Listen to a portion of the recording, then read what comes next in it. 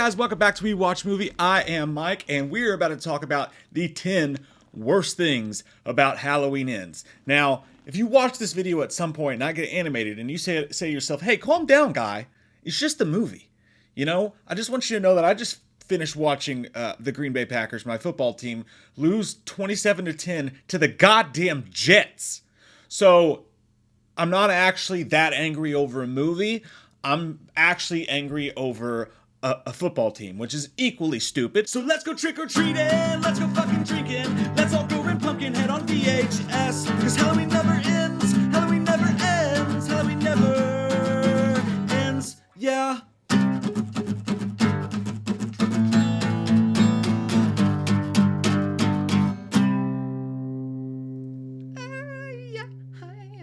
But it's gonna be okay. At the end of the day, remember this, let's go lay by the bay and maybe have some hay. But remember this while we do this video. I also did a top 10 things I loved about Halloween Ends, which I'll put at the end of this video. And I gave the movie a 7.5. So I am someone who likes this movie, who enjoys this movie. So what I say today, these are just the things I didn't like. Number 10, and these are in no particular order whatsoever, bad timing and dialogue. There are certain lines in this movie, and I thought the acting was great by everyone in the film. But sometimes even my favorite actors or actresses look kind of silly at certain points because they deliver a line that is just, it's not even necessarily the line that's bad. It's the timing of it sometimes. Or sometimes the dialogue is bad. There was a big problem with Halloween Kills as far as the dialogue goes. And sometimes that sticks around here too. There's a scene where Allison and Corey are talking and he just walks up to her and he's just like, I just killed somebody. And she just goes, like, just a couple words could fix that and paint that scene better. There's nothing those actors or actresses could have done in that moment to make that not feel weird and out of place. Weird stuff like when Corey and Michael get in the fight scene in the tunnel and he's like, you're just a man with a mask. You're just a man with a Halloween mask. I'm like, what? Where are you getting that from? Is there substance behind that? Are you just pissed at him? This just weird lines that just don't connect to anything else in the movie. Number 2, not enough Michael in the movie. And I even tweeted out, I was like, hey, look, I've seen everybody complain. That's like the number one complaint. It's like, Michael's barely in the movie. This is bullshit. It's not a Michael movie. I'll be the first to tell you that I didn't feel that as badly as I thought I was going to be. I thought this was going to be a major fucking issue for this movie, and it actually turned out not to be the issue I thought it was. Because with the whole vibe and the way the movie works, I feel Michael's presence throughout the movie. You know what I mean? And I was just fine with how all that was playing out. But that being said, at the end of the day, this is a Halloween movie. Waiting 40 minutes or whatever it was probably a little bit too much, and it's such a fixable thing. That's the biggest problem with it. It is very, very fixable. Throw in 2 more death scenes, and you probably don't have this issue. Show him killing Megan Baxter from the poster. Very, very simple to add 5-10 minutes of Michael Myers into this movie. And if they're kills, if they're chase scenes, no one's going to be upset by that extra running time.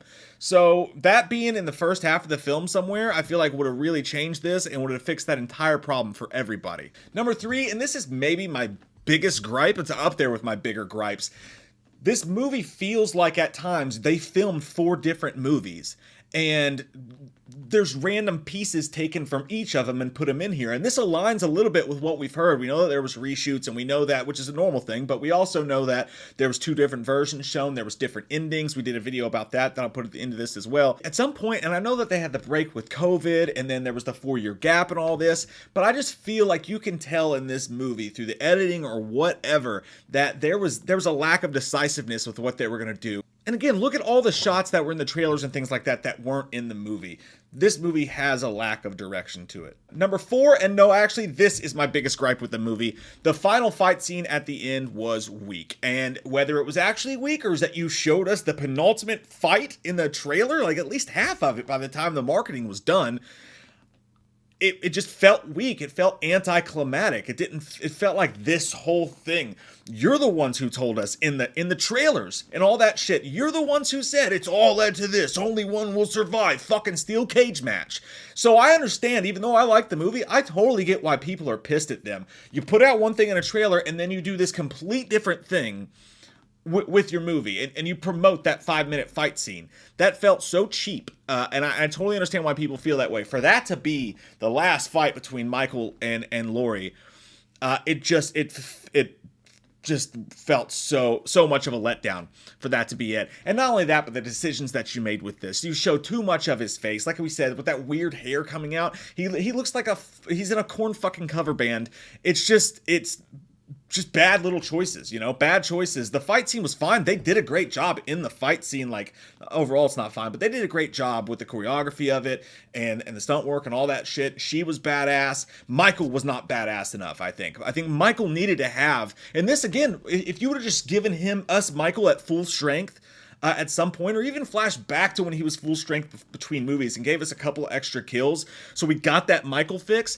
It also sucks to watch Michael be weak for so long throughout the movie. He was even weaker in that fight scene when they finally took each other on. And I feel like, I know we just got Halloween Ends, but it's a Halloween movie. You gotta put some of that shit in there. And if you're gonna market this as this huge battle royale between these two, you gotta do a little bit more than what you did there. And not show us the whole thing in the fucking trailer, But I just didn't think he put up enough of a fight. I don't think he fucked up Laurie enough, to be honest with you. I feel like he should have had a couple swings in there. And I don't know, maybe Jamie Lee Curtis got weirdly Steven Seagal about this whole movie and was like, no, I'm gonna fuck him up, who knows? And I know I've just said that because I've heard a lot of people say that, and I hope that's not the case, but Michael definitely took a back seat in this, and it sucks.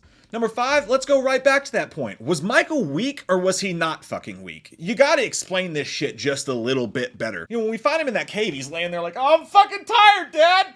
I don't want to get up and go to school. And you could tell he's definitely weak. And when he stabs that guy, he starts to do his thing. And he starts to, like, is he recharging? I don't know.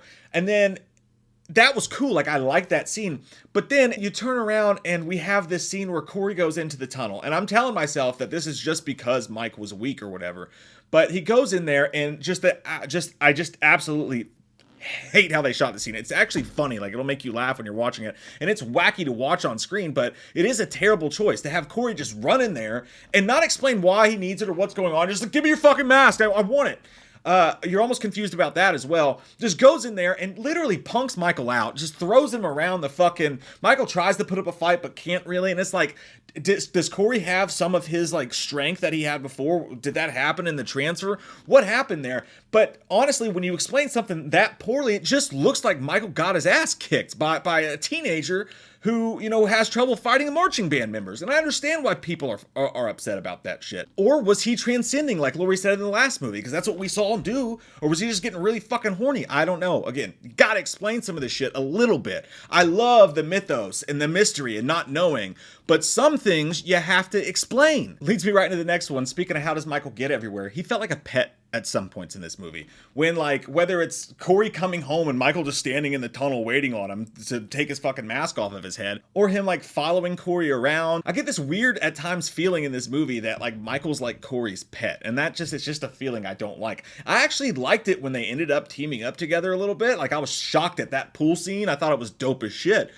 Couldn't believe how much I liked that. But the times where it felt like Michael was his pet was just...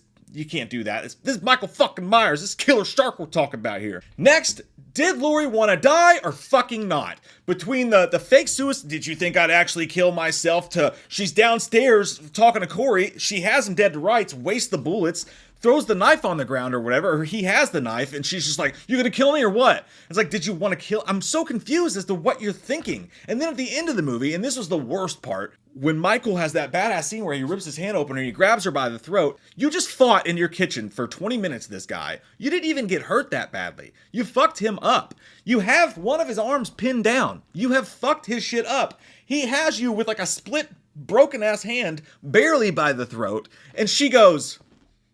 do it. Like, she's gonna quit now? Like, all this shit, all this fight and stuff that she's done, and now she's gonna quit? Because he has one split hand arm on her? She's like, just kill me. What? Why would she give up in that moment? The only thing that makes sense to me is if she knew Allison was there, she saw her, but again, didn't explain that well. That was just bad filmmaking at that point. Maybe it was written better, but like... something's just off there. Like, maybe it was supposed to be a different ending or something that we missed, like I mentioned earlier, because they went kind of everywhere with this film at certain points, but that seems like the last thing that character would fucking do. Next up, just all around, and I've said this, I've slipped up and said this about like 10 things already, but just one more time for the cheap seats, things are poorly explained in this fucking movie, and you don't know who to put that on. I don't know if the direction or the choices or the writing or whatever, but things are just poorly explained. What the fuck is going on with Corey's parents? You can't just throw shit in there because you're like, hey, this would be cool. What if we made the mom kiss him on the lips? Like, what? Like, paint a little bit of a fucking picture, man. Like, you can't lead a horse to water if you don't have a fucking horse. Like, you gotta paint a little bit of extra stuff on here to let us understand what's going on. Like, how is Michael getting around at this point? How does Michael show up at the house? He wasn't just at the house at the end. Everybody's joking about him riding on Corey's motorcycle with him, but he was there earlier too when Corey and Allison go up to the bedroom and he's watching Lori. Like, how is Michael getting around? Why is Allison dating 50-year-old police officers? And specifically the scene where Lori visits Corey at his house and she's sitting there with the chair.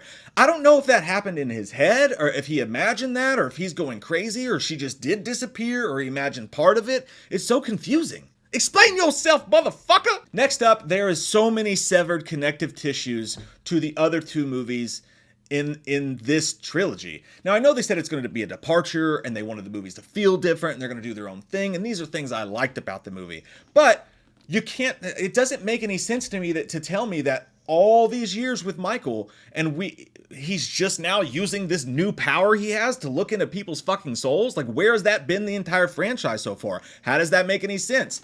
They kind of just made up new rules, which was fun to watch on screen. But then when you go back and you watch the other movies, you're lessening the other movies to an extent, because it's like, you'll go back and see something kills, and be like, well, why didn't he do that there? Or does he transcend when he kills? Does he self-heal? There's so many things that don't connect to the previous movies in this movie that it just severs the lines of. And I have a very bad feeling that when we go through this, when this wafts over us a little bit and we go through this with a fine-tooth comb, we're going to find a lot of shit like that doesn't make sense from one character thing to the next. And by the way, I just remembered this. Why the hell is Kyle Richards not a bigger part of this movie? Like, she seemed like a complete and total afterthought, didn't she? You teased themes in the last movie and you never fulfilled where you were going with that. So again, it goes back to the parents thing. You can't just be like, hey, it'd be creepy if the mom kissed the kid on the mouth right now. This stuff has to connect at some point, right? I mean, you're the one that was doing a trilogy. And then finally, and this is my last one, and this is actually the bigger one, and I referenced it a little bit earlier, but I feel like you misled people and did not give them the movie that you promised them. And again, I like the movie. I enjoy it. I think it's punk as fucking weird and it's a ballsy swing. But I do get why people are upset, because you misled them. With this steel cage match promotion shit, with this final battle between those two, again, teasing all the shit that you teased in the last two movies, the threads that you started because they seem so cool and you were obsessed with. It's like a Toy Story or something. Like, a kid loves this toy and then he gets bored of it and wants to move on to the next one. Sometimes the writing and David Gordon Green feels like they did that with this trilogy, especially when they're changing shit all the time and everything that happened, changing the movie between COVID. It's like, stick to it. You told people you're going to give them this, and just because you're not in love with the idea of Michael Myers the slasher anymore doesn't mean you get to let everybody down and just give them this brand new thing just because I'm really into Christine right now, so fuck all the stuff I said before. I told you I was going to tell this story, but I decided to tell a new one. That's why people are upset. And also, you can't name a movie Halloween and then decide that you're kind of bored of the Halloween thing. You can't do that. It's misleading, and especially with the marketing. Now, I know that they told everybody, hey, you're going to be angry, it's a departure, it's this and that, but people are upset because they wanted that you were given this trilogy to tell the Michael Myers, Laurie Strode saga, and you hardcore got ADD at the last second. And we've ridden with you for 4 years through this, just for you to get ADD and forget about our central characters at the last second. I understand. I think that's a big problem with what they did with this movie overall. Again, guys, end of the day, go watch the 10 things I loved about the movie. They outweigh the things I did not like about them. But these are the things that, A, I understand why people feel that way, and B, I see where you're coming from, even though I like the movie overall. So that is 10 things I hated about you. No, that's a good movie, though. 10 things I hated about Halloween Ends. Thank you guys for taking the time to watch this video. So much more stuff coming Halloween-wise and everything else-wise. Make sure you click subscribe and all that good shit. I love your all's fucking faces. I'm gonna go cry in the shower. Halloween never ends, suck my fucking dick, and I don't really care what Blumhouse fucking says. Put him in a box, or suck a fucking cock. You can say he's dead, but we all know he's not, yeah.